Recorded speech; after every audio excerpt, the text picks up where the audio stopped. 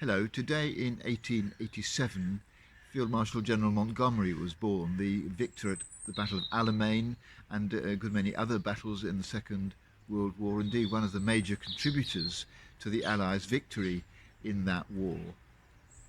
And indeed he was a great general.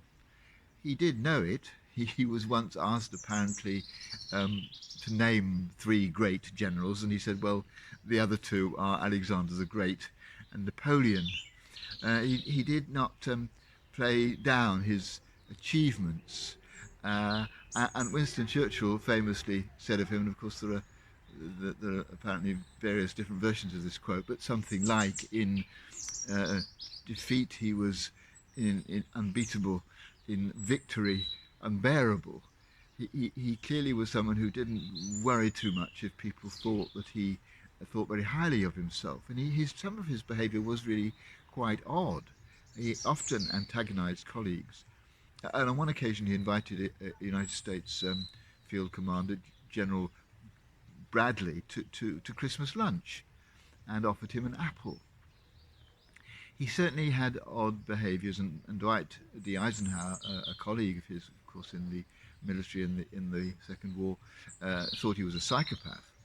Um, and the military historian Anthony Beevor thought he was a sufferer from Asperger's, that he had a version of autism, which was one reason why he always seemed to behave oddly and clumsily and sometimes unkindly to colleagues.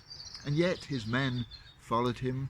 They went with confidence into battle when they knew that he was their leader, because he was successful.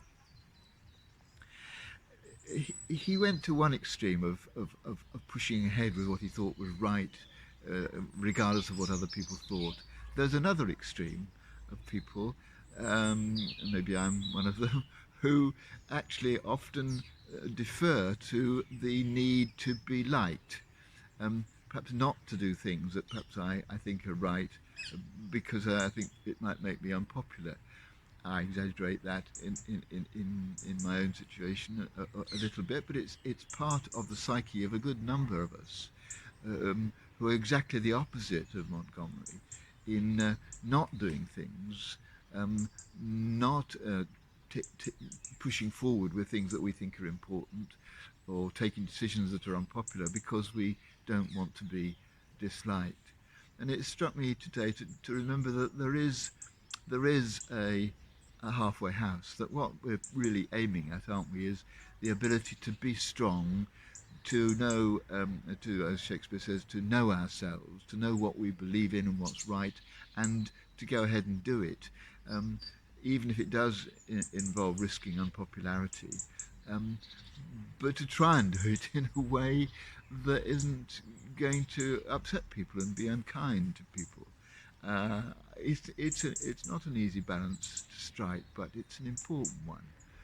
And I think if we can do it, we shall find that we're both effective and living up to what we believe to be right.